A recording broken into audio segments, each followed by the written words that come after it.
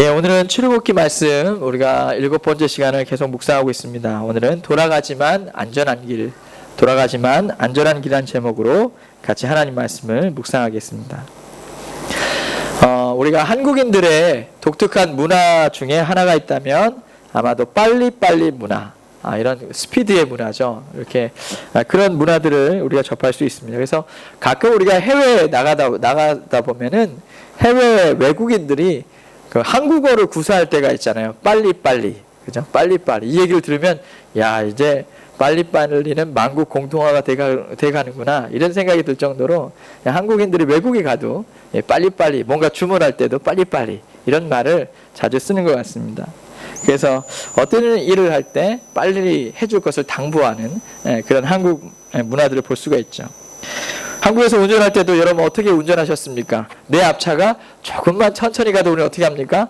바로 우리는 차선을 변경하죠. 차선을 변경해가지고 마치 경쟁하듯이 내가 먼저 그것을 추월해서 나가는 모습을 볼 수가 있습니다. 저만 해도 뭐 견딜 수가 없어요. 그렇지 않습니까? 제가 이제 신혼여행을 괌으로 갔었는데 거기에 이제 관광 코스 중에 하나가 제트스키를 타는 것이었습니다. 그래서 교관 선생님이 말해주더라고요. 일렬로 열을 지어서 질서 있게 잘 타십시오라고 했는데 그때 핸들을 잡자마자 한 여성이 악셀을 밟아대면서 앞으로 붕 하고 나가는 것입니다. 정말 깜짝 놀랐습니다. 예, 그것이 저의 아내님이셨습니다. 예, 그때 저는 감사했습니다. 뭐냐면 아직 이 여인에게 운전면허를 주지 않으신 것을 감사합니다고 마음 가운데 이야기했던 스피드를 즐기는 그러니까 여러분도 그렇지 않습니까? 우리가 빨리 가려고 합니다. 승진도 빨리 하고 싶고 축복도 빨리 받고 좋은 대학도 빨리 가고 성적도 빨리 오르고 우리는 이렇게 어마어마하게 이제 속도 경쟁 시대에 우리가 살아가고 있습니다. 그런데 빨리 가는 것이야말로 미덕이 되어가는 경쟁력이 되어가는 그 시대에 우리가 살고 있어요. 그런데 여러분 우리가 때론 살다 보면 이런 상황에 직면하게 됩니다. 가깝고 빠르고 쉬운 길이 있지만 도리어 멀고 험한 길, 그 길이 우리에게 있다는 거예요. 그 두 갈래 길에서 선택을 해야 하는 순간들이 적지 않게 우리에게 있는 것입니다. 그죠? 쉽고 빠른 길로 갈 것이냐 돌아가는 길을 갈 것이냐. 우리는 이런 순간들에 이런 선택에 순간순간 직면할 때가 참 많이 있습니다. 목표를 향해 빠르게 일을 추진해 왔건만 더 많은 시일을 기다려야 할 때를 직면할 때가 있는 것입니다. 가깝고 쉽게 갈 수 있는 길이 내가 생각해도 눈앞에 펼쳐져 있는데 왠지 멀고 돌아가야 하는 길을 선택해야 할 때도 우리 가운데 분명히 있는 것입니다. 그때에 여러분의 심정은 어떻습니까? 여러분의 마음은 어떤가요? 오늘 성경 말씀에도 보면 그와 같은 사건을 경험하는 이스라엘 백성들의 모습을 볼 수가 있습니다. 이제 드디어 이스라엘 백성들은 이집트를 떠납니다. 또 고센 땅 라암셋을 떠나죠. 그것을 떠나 광야에 들어섭니다. 자, 10가지 재앙이 있었죠. 그 재앙 이후에 유월절을 마무리하고 유월절을 마무리하고 이제 라암셋을 떠납니다. 그리고 이제 숫곳이라는 곳에 그들은 잠깐 머물게 됩니다. 숫곳이라는 곳이죠. 그래서 그곳에서 이제 길을 선택해야 돼요. 우리 지도를 하나 보여주시면, PPT를 넘겨주시면, 여기서 두 갈래 길을 선택해야 되는데, 한 길은 북쪽입니다. 해안길을 따라서 쭉, 가나안 땅으로 가야 되는데, 해안길을 따라서 이제 직진해서 갈 수 있는 그런 빠른 길, 그런 해안선을 따르는 길이 있습니다. 이 길은 장애물만 없으면 아마 이 당시에도 아마 한 달 내에 이 약속의 땅, 가나안 땅에 갈 수 있는 그런 길입니다. 그런데 어떤 이유에서인지 하나님께서는 이 길이 아닌 다른 길로 인도하십니다. 바로 홍해 길이죠. 홍해를 지나 남방 시내 광야를 거쳐서 돌아가는 그 험한 길로 이스라엘 백성들을 인도하십니다. 왜 하나님께서는 그토록 한 달 만에 갈 수 있는 그 쉽고 빠른 길을 그 길로 인도하지 않고 멀고 돌아가는 길로 그들을 인도하셨을까요? 이스라엘 백성들만 아니라 우리도 그렇지 않습니까? 하나님께서 우리가 왜 이 쉬운 길을 놔두고 이렇게 돌아가는 길을 하나님 나에게 허락하시는 것입니까? 분명히 하나님의 뜻이 있을 것입니다. 또 하나님의 의도가 있을 것이에요. 오늘 이 말씀을 통해서 왜 하나님께서는 이스라엘 백성들을 돌려서 이 광야길로 인도하셨을까요? 우리가 함께 묵상해 봤으면 좋겠습니다. 첫 번째로 우리가 한번 묵상할 수 있는 것은 첫 번째로 돌아가는 길이 가장 안전한 길이기 때문입니다. 돌아가는 길이 하나님 보시기에 가장 안전한 길이기 때문에 우리에게 돌아가는 길을 허락하시는 것입니다. 우리가 17절 말씀을 같이 한번 읽어보겠습니다. 17절 다 같이 시작. 바로가 백성을 보낸 후에 블레셋 사람의 땅의 길은 가까울지라도 하나님이 그들을 그 길로 인도하지 아니하셨으니 이는 하나님이 말씀하시기를 이 백성이 전쟁을 하게 되면 마음을 돌이켜 애굽으로 돌아갈까 하셨습니다. 아멘. 예, 여러분 이 길을 가게 되면 누구를 만나게 됩니까? 어떤 민족을 만나게 되죠? 블레셋 사람을 만나게 되죠. 여러분 블레셋은 계속해서 이스라엘 사람들과 악연입니다. 아주 호전적인 민족이고 여러 번 전쟁을 치러요. 자, 이 호전적인 전쟁에 능한 블레셋 사람들과 일전을 치러야 되는데요. 문제는 뭐냐면 이스라엘 백성들은 전쟁을 수행할 만한 능력이 그렇게 많지 않다는 것입니다. 그들은 430년 동안 지금 노예 생활을 하고 이제 풀려났습니다. 그죠? 그렇기 때문에 전쟁 무기가 제대로 갖춰져 있지 않습니다. 칼이 있겠습니까? 창이 있겠습니까? 더군다나 노예 생활하면서 전투 훈련을 해본 적도 없습니다. 그런 이스라엘 백성들이라는 거예요. 그런데 노예 생활에 익숙했던 그들이 전쟁에 능했던 블레셋 족속과 만나서 싸운다. 일전에 치른다. 어떻게 될까요? 예, 쉽게 이길 수 없을 것입니다. 아마 많은 패배가 있을 것이죠. 자, 그들이 전쟁한다는 것은 상상할 수도 없는 일이었던 것입니다. 그래서 하나님이 어떻게 말씀하셨습니까? 그들이 전쟁을 만나면 도망갈까 염려함이라. 그죠? 예, 그들이 두려워서 다시 이집트로 도망갈 것이 하나님의 염려가 되는 것입니다. 하나님이 이것을 걱정하신 거죠. 그래서 하나님께서는 가깝고 쉬운 길이라 할지라도 중간에 전쟁을 만나 포기할 수가 있다. 그럴 포기할 길이라면 아무리 가깝고 쉬워도 그것은 의미가 없는 길이다. 하나님께서 그것을 정하신 것입니다. 하나님이 이처럼 그 누구보다도 이 백성들의 상황을 너무 잘 알고 계셔요. 백성들이 이 전쟁을 만나면 백전백패다. 이길 수가 없다. 이왕이면 돌아가더라도 그들이 안전하게 갈 수 있는 것, 돌아가더라도 그 가나안 땅을 향하여 하나님께서 그들이 감당할 수 있는 그 길로 하나님께서 인도해 주신 것입니다. 그래서 힘들고 험한 길이지만 홍해 쪽 광야 길이 가장 안전한 길이고 그들이 목적하는 약속의 땅을 향하여 안전하게 갈 수 있는 완주할 수 있는 길이기 때문입니다. 그래서 하나님께서는 그 길로 돌려 인도하신 것이죠. 여러분 그렇지 않습니까? 우리도 마찬가지죠. 하나님께서 우리 인생 가운데 쉬운 길을 놔두고 돌아가는 길로 인도하실 때가 있습니다. 그럴 때 어때요? 많이 낙담되지 않습니까? 저도 사회생활을 하면서 짧으면 짧지만 사회생활을 했지만 그때 군대에서의 사회생활이 저에게는 참 좋은 시간이었습니다. 하나님께서 저에게는 또 그 시간을 통해서 저를 많이 발전시키시고 또 군대에서 목회를 하면서 많은 은혜들을 경험했습니다. 근데 하나님께서는 제가 군대에서 계속 제가 있기를 원했지만 하나님께서는 군대를 나가게 하시고 또 다른 사역지로 계속 인도해 주셨습니다. 하나님 이왕이면 이 길이 제일 좋은 길인 것 같은데 왜 하나님께서 저를 돌려 이렇게 인도하십니까? 처음 그때는 몰랐습니다.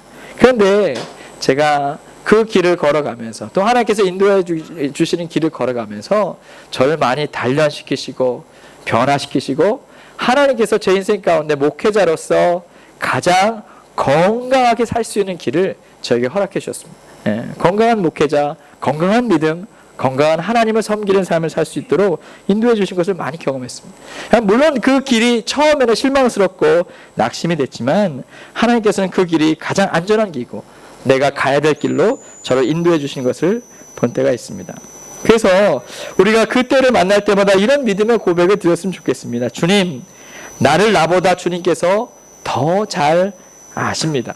내 인생 가운데 주님이 최선의 길을 준비해 주셨습니다. 이 길이 약속의 땅을 향해 나아가는 완주할 수 있는 길이고 내가 감당할 수 있는 안전한 길인 줄로 믿습니다. 이 고백으로 우리에게 주신 돌아가는 길을 믿음으로 갈 수 있는 여러분과 제가 되기를 간절히 소망합니다. 그래서 고린도전서 10장 13절은 우리에게 이렇게 말씀하고 있습니다. 우리 같이 한번 읽어보겠습니다. 시작. 사람이 감당할 시험 밖에는 너희에게 당한 것이 없나니 오직 하나님은 미쁘사 너희가 감당치 못할 시험 당함을 허락하지 아니하시고 시험 당할 즈음에 또한 피할 길을 내사 너희로 능히 감당하게 하시느니라. 아멘.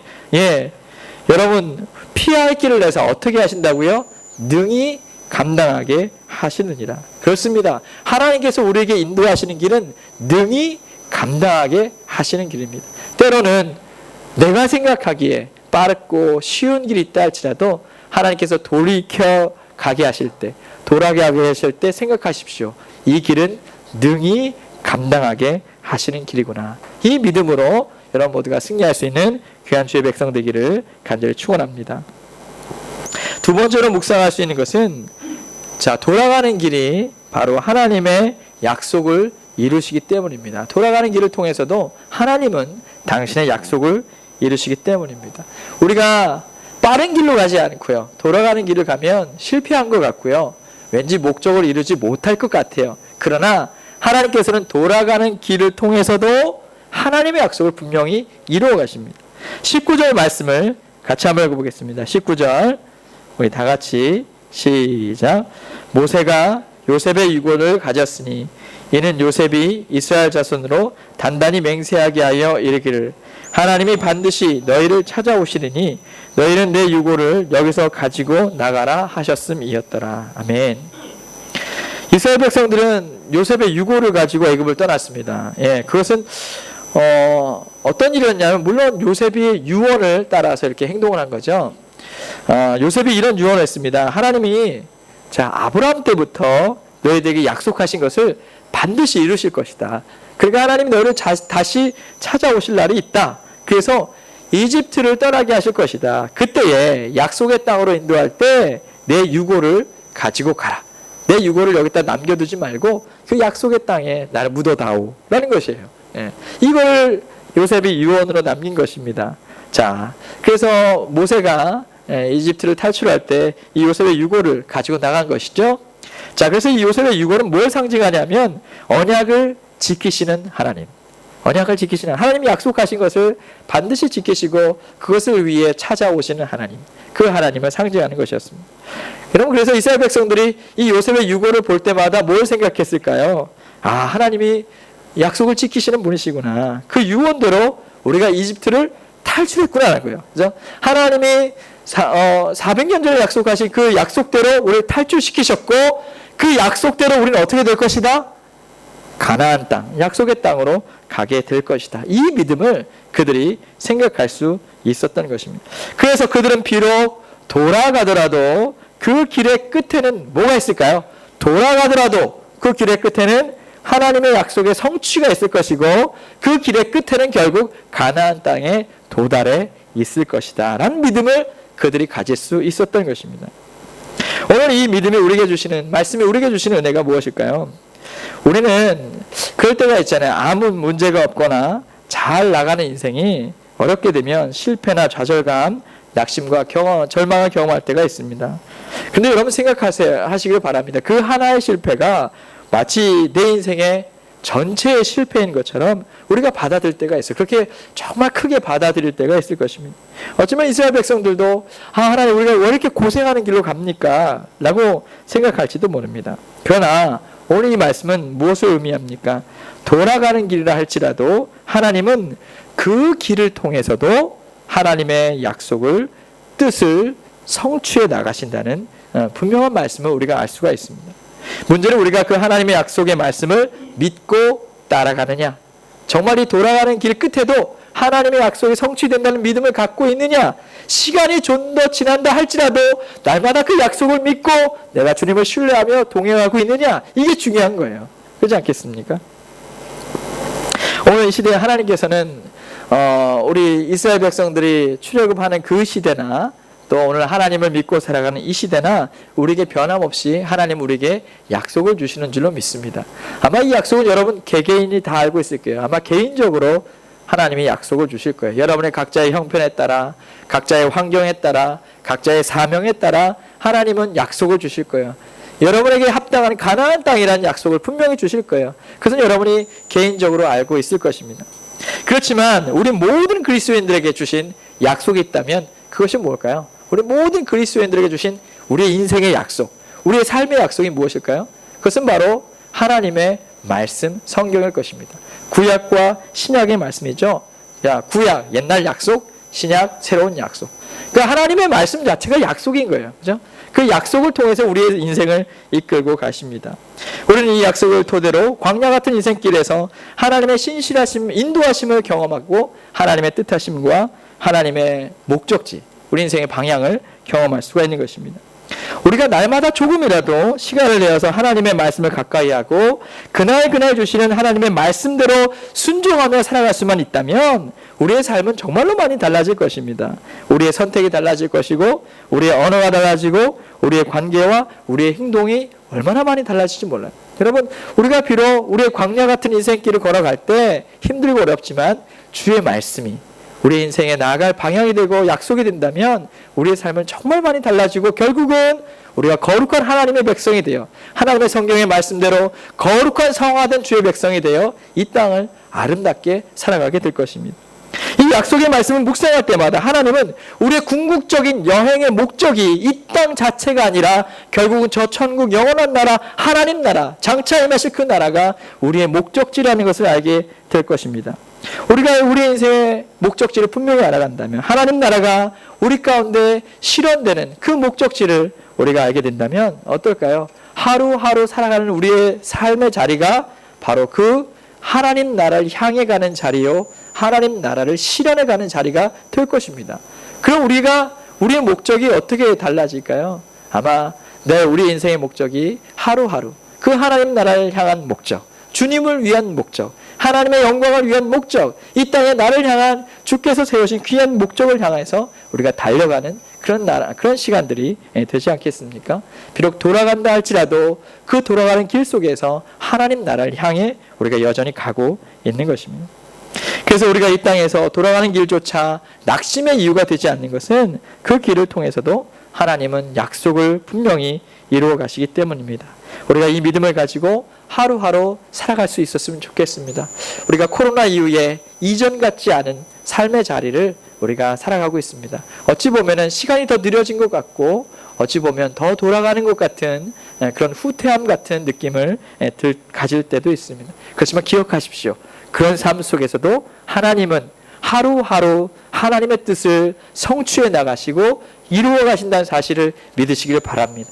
여러분의 인생에 갖고 계신 선하신 뜻이 여러분이 돌아가는 길이라 할지라도 하나님은 반드시 이루어 주시고 동행하시고 여러분을 축복해 주실 줄로 믿습니다. 그래서 그 길이 간증이 되고 그 길이 감사가 되는 거예요.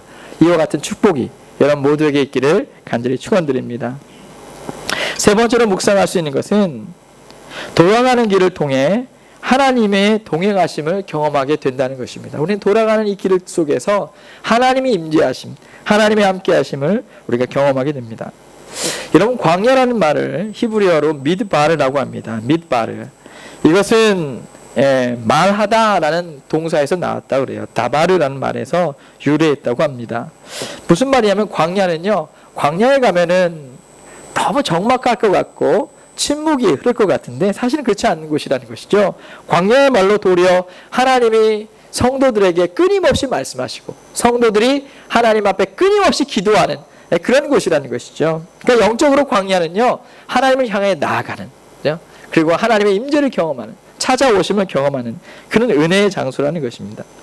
여러분, 그래서 21절과 22절 말씀에 이와 같은 말씀이 있습니다. 같이 한번 읽어보겠습니다. 21절 22절입니다. 다 같이 시작. 여호와께서 그들 앞에 가시며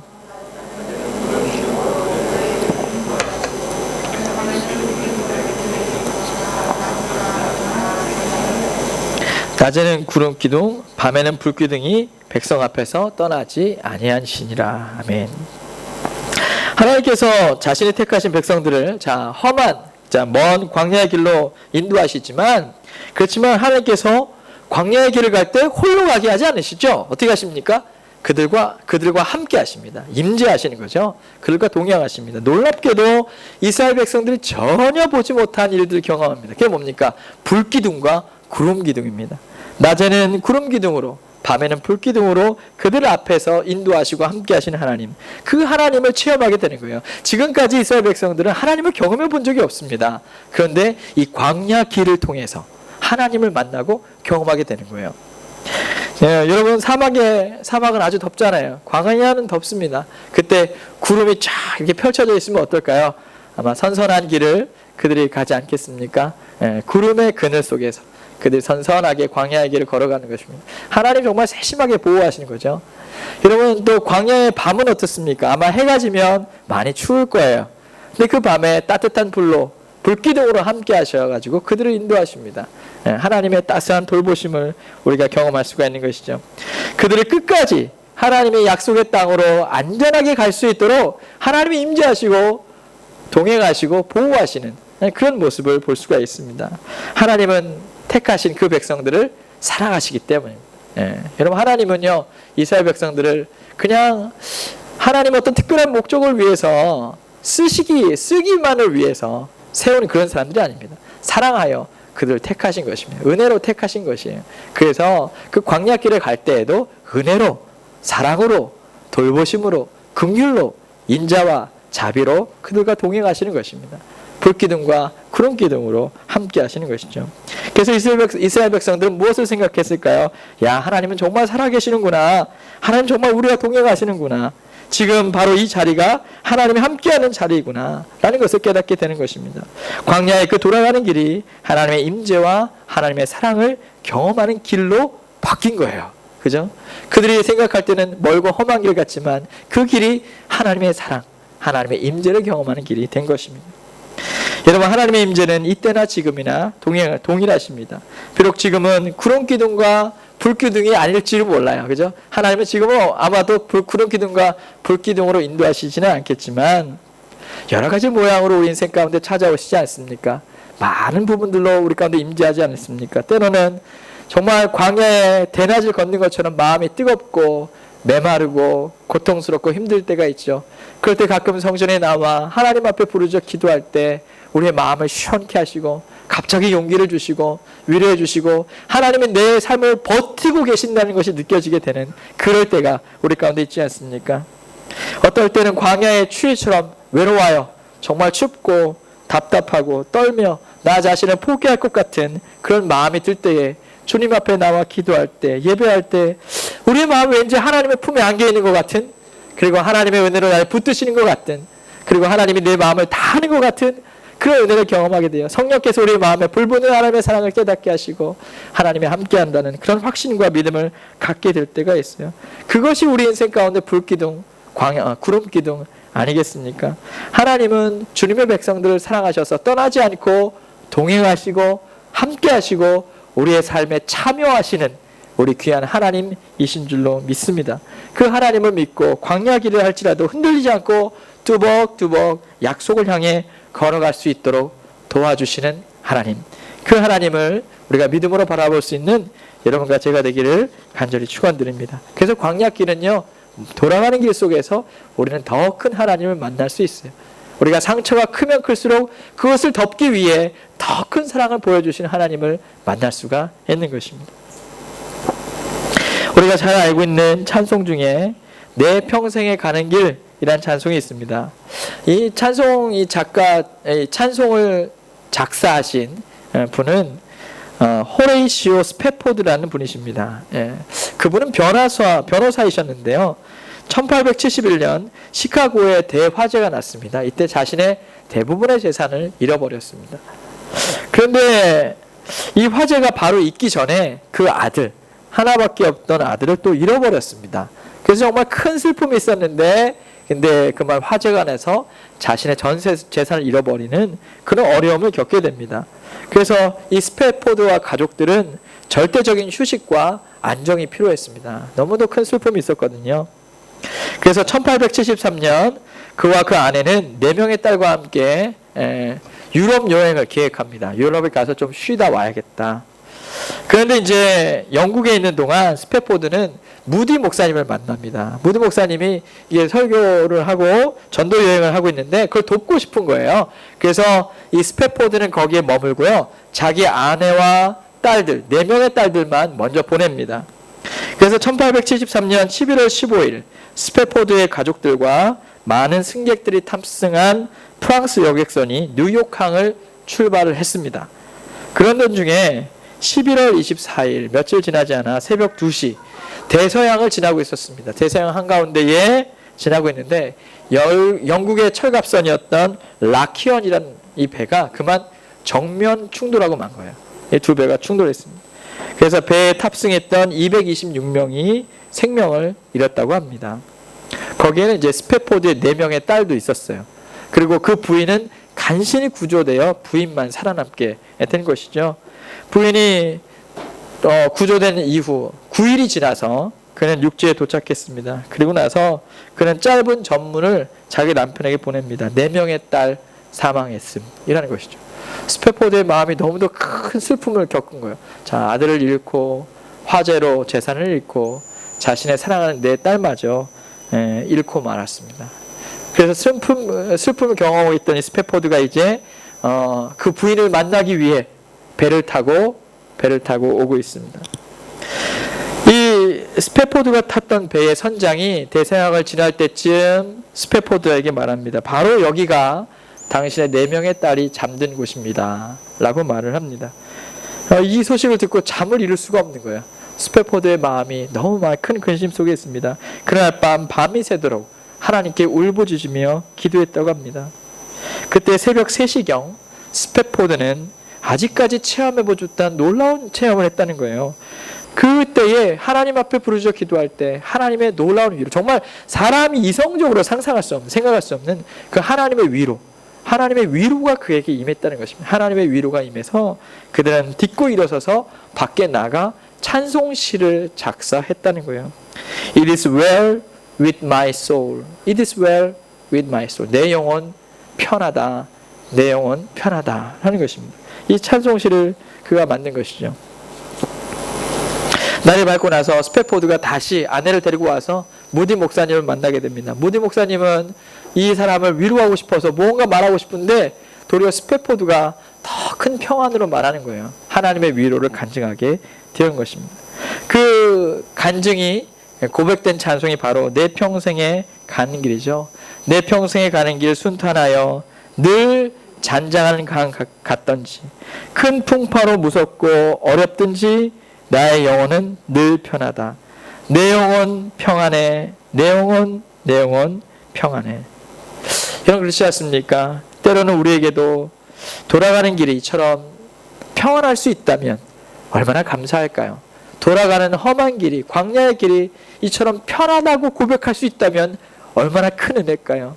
하나님께서 여러분 가운데 함께 해주셔서 우리를 놓지 않으시고 동행하시고 그 길에도 끝까지 견뎌낼 수 있도록 우리를 붙들어 주시고 하나하나 걸어갈 수 있도록 세심하게 인도하시는 그 하나님이 우리와 함께 하신다면 우리도 그 광야길에서 이렇게 노래할 수 있겠습니까? 내 영혼 평안해. 주님 이 길이 나에게 주신 안전한 길인 줄로 믿습니다. 주님 이 길을 통해서도 주님의 약속은 이루실 줄로 믿습니다. 주님 이 길 끝에 결국 주님의 약속을 이끄시고 나의 순간순간 걸어가는 모든 순간마다 하나님 날 만나주시고 붙들어 주실 줄로 믿습니다. 우리도 이와 같이 고백할 수 있는 여러분과 제가 될 수 있기를 간절히 축원합니다.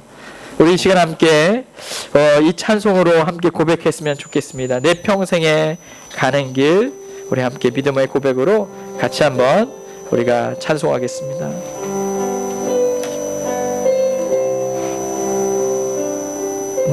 내 평생에